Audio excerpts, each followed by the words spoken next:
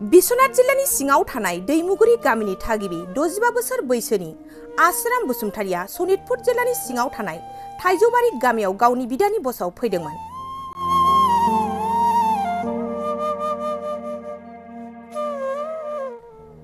नैजिगु जानुवारियाव आसोराम बसुमतारि बिथाङा न' फारसे थांफिननो होनना दिखियाजुलि रेलवे स्टेशनाव ट्रेन गाखोदोंमोन, नाथाय गहपुर फारसे थांनो गोनाङा सोनाब रङिया फारसे थांनाय ट्रेनावसो गाखोफ्लांदों होननानै नखरनि सुबुङा फोरमायदों। दुखुनांथाव बाथ्रा दि दा बिथांनि जेबो खौरां मोननाय जायाखै। नखरनि सुबुङा फोरमायनाय बायदिब्ला बिथांनि आखायाव गोबां रांबो गैयामोन।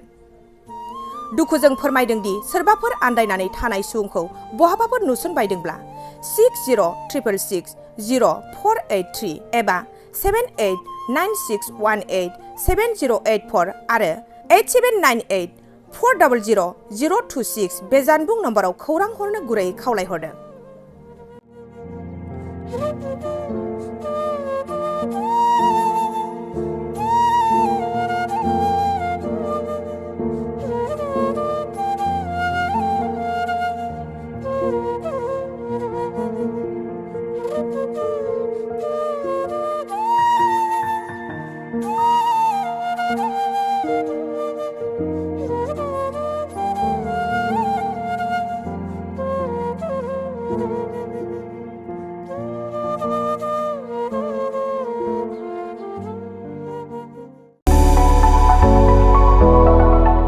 मोनसे गोजोनथाव खौरां।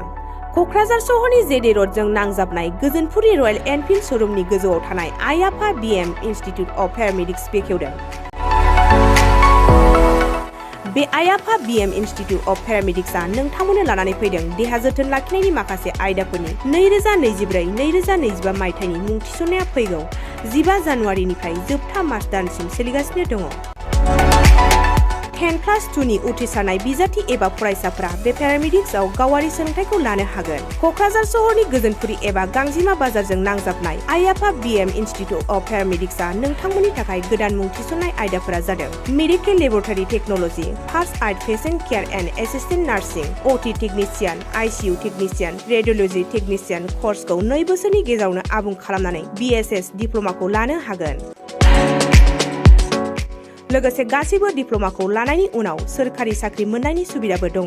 जुदि नोंथांमोनहा बेफोर कर्सनि थाखाय गोदानै मुं थिसननो गोसो दङब्ला आइ आफा बिएम इन्स्टिट्युट अफ पेरामेडिक्सनि नैबे जानबुं नम्बर 9395899391 एबा 8638391746 आव थोंजों सुलाद लाहरनो हागोन।